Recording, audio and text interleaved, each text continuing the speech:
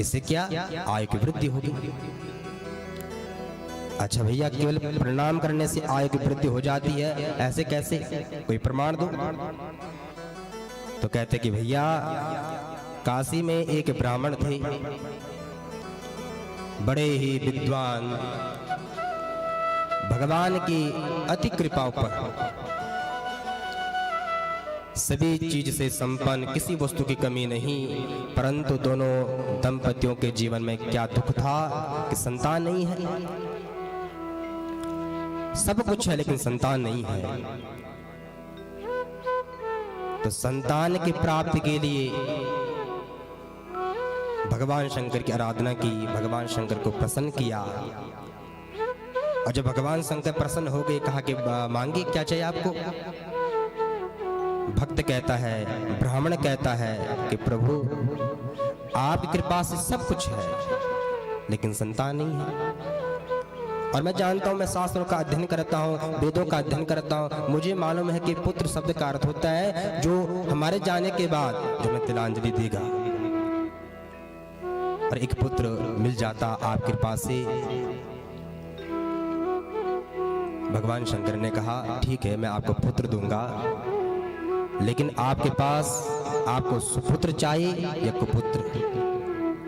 महाराज जी, इनकी परिभाषा क्या है। कहा कि जो कुपुत्र होगा उसकी आयु लंबी होगी लेकिन आपको बहुत दुख देगा, लेकिन जो सुपुत्र होगा आयु कम होगी लेकिन आपको सुख देगा। बताइए क्या चाहिए। ब्राह्मण ने विचार किया, कुपुत्र से क्या करना, सुपुत्र मिल जाए जो सुख देगा। कि प्रभु आप मुझे एक सुपुत्र प्रदान कर दो। भगवान ने फल प्रदान किया और पत्नी ने फल को जो ही खाया, कालांतर में भगवान की असीम कृपा हुई, एक पुत्र हुआ। पंडित जी बड़े प्रसन्न, मन में विचार किया कि परमात्मा कृपा से पुत्र तो हो गया, लेकिन यह जानते हैं भगवान शंकर ने कहा मैं पुत्र अवश्य दूंगा, लेकिन उस पुत्र की आयु कितनी होगी। सुपुत्र होगा तो सुपुत्र की आयु केवल 5 वर्ष होगी। प्रसन्न है, पुत्र हो गया, लेकिन मन में वही बात है कि चिंता है कि पुत्र की आयु केवल 5 वर्ष है। 1 वर्ष बीता, 2 वर्ष बीते, जब अंतिम में 1 वर्ष ही शेष रह गया तो पंडित जी सबसे पहले अपने कुल पुरोहित के पास गए कि महाराज, भगवान शंकर के द्वारा प्रदत्त पुत्र है, यह पुत्र है। और भगवान शंकर ने मुझसे कहा कि पुत्र तो है लेकिन 5 वर्ष की इसकी अवस्था है। कुल पुरोहित ने कहा कि पंडित जी आप एक कार्य करो, जो भी मिलता है सबसे पहले उनको नमन करो, बालक को कि नमन करो सबको। कहा कि किसको। कहा कि ब्राह्मण मिलते हैं, अपने से बड़े कोई भी मिलते हैं, उनको नमन करो, प्रणाम कर। और भगवान की कृपा देखना, बालक ने सबको नमन किया, सबको प्रणाम किया। अचानक उनके सामने सप्तऋषि पहुंचे। जो ही सप्तऋषि पहुंचे तो बालक ने प्रणाम किया और सप्तऋषियों ने कहा चिरंजीव भव, चिरंजीव भव, आशीर्वाद देते बालक को। पंडित जी कहते महाराज आपने तो चिरंजीव होने का आशीर्वाद तो दे दिया, लेकिन इसके पास केवल 3 दिन ही शेष है। अब तो सप्तऋषि चक्कर में पड़ गए, हम क्या करें। सप्तऋषि कहते हैं कि महाराज हमने संतों का वचन है, हमने आशीर्वाद दे दिया है, आप एक कार्य करो, इस बालक को हमें सौंप दो, भगवान की कृपा से इसका कल्याण अवश्य होगा। सप्तऋषि उस बालक को लेकर के ब्रह्मा जी के पास गए और ब्रह्मा जी को जब देखा तो उस बालक ने ब्रह्मा जी को नमन किया, प्रणाम किया। तो ब्रह्मा जी ने भी चारों मुखों से कहा चिरंजीव भव, चिरंजीव भव। अब तो सप्तऋषि कहते हैं महाराज यह बालक मालूम है कौन है। कहा कौन है।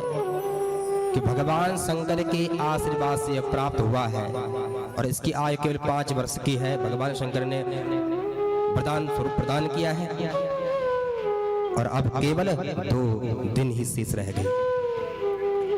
ब्रह्मा जी बोले महाराज हम कहाँ फंस गए। सप्तऋषि कहते हैं कि भैया हम भी कल ऐसे ही फंस गए थे। अगर कल के दिन यह बालक यदि अपने शरीर को त्यागता है, मर जाता है, तो संसार कहेंगे सप्तऋषि झूठे हैं, संत झूठे हैं, हम कहेंगे ब्रह्मा जी झूठे। ब्रह्मा जी ने कहा कि इस पुत्र को हमें सौंप दो, और ब्रह्मा जी उस पुत्र को अपने साथ लेकर के भगवान शंकर के पास गए। भगवान शंकर तप में है, नेत्र बंद है। बालक ने देखा, भगवान की दिव्य स्तुति की। भगवान शंकर ने कहा चिरंजीव भव, चिरंजीव भव। भगवान ने भी, शंकर ने भी आशीर्वाद दे दिया। परंतु ब्रह्मा जी कहते हैं कि भैया प्रभु महाराज जी आपने कौन सा आशीर्वाद दे दिया? कहा कि चिरंजीव होने का। कि प्रभु ये आपके ही द्वारा आशीर्वाद प्रदत्त बालक है, और इसकी अवस्था केवल 5 वर्ष की आपने कहा था, और आज केवल 1 दिन ही शेष रह गया। भगवान शंकर ने विचार किया, ओहो वही बालक है जो काशी का जो ब्राह्मण था जिसे हमने प्रदान किया था। लेकिन भगवान शंकर तो आशुतोष है। कैसे आशुतोष है? जो सर्पों को भी उठाकर अपने गले में भुजगेंद्र हारम माला बनाकर रखते हैं, वृक्षों को उठाकर के कान के कुंडल बनाते हैं, और भूत प्रेतों को उठा उठा करके अपने परिवार का सदस्य बनाते, ऐसे करुणावतार भगवान शंकर।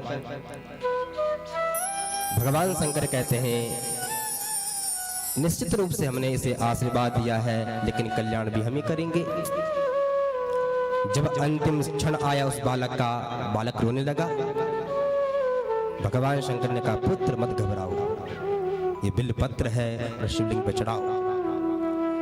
बालक गया और उस बिल्व पत्र को शिवलिंग पर जो चढ़ाया, यमदूत उस बालक को लेने के लिए आई, और जो इस बालक को लेने के लिए आया वह बालक घबरा गया। महाराज, भगवान शंकर ने कहा पुत्र घबराओ मत। जो ही यमराज लेने के लिए आया, लेकिन भगवान शंकर ने रोक दिया। भैया क्या कर रहे हो? कहा कि महाराज जो इसकी जो तारीख थी, जो आय थी, सुनिश्चित समाप्त हो चुकी है, और उसी तारीख को देख करके, दिनांक को देख करके मैं इसे लेने के लिए आया हूँ। भगवान शंकर कहते हैं इसे आशीर्वाद किसने दिया? कहा कि प्रभु आपने दिया। इसकी आय को सुनिश्चित किसने किया है? कहा कि प्रभु आपने सुनिश्चित किया है। कहा कि जितनी हमारी आयु है, इसी आयु के अनुसार से 5 वर्ष आयु सुनिश्चित करो। जब 4 युगों की आयु को मिला करके एक चौकड़ी होती है, और जब इसी प्रकार से 1000 चौकड़ी बीतती है, तो ब्रह्मा जी का 1 दिन होता है। लेकिन भगवान शंकर कहते हैं जब मेरा 1 दिन होता है, न जाने कितने ब्रह्मा बदल जाते हैं।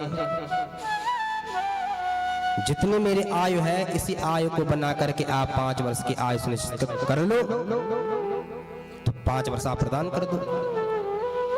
यमराज कहता है कि महाराज जब आपके 1 दिन में न जाने कितने ब्रह्मा बदल जाते हैं, तो न जाने कितने यमराज बदल जाएंगे। तो यमराज ने जो दंड पास है छोड़कर चला गया कि महाराज इस बालक को मैं हाथ नहीं लगाता। और भगवान के आशीर्वाद के फलस्वरूप वो बालक चिरंजीव हो गया, जो मार्कंड के नाम से प्रसिद्ध हुआ। ये आशीर्वाद का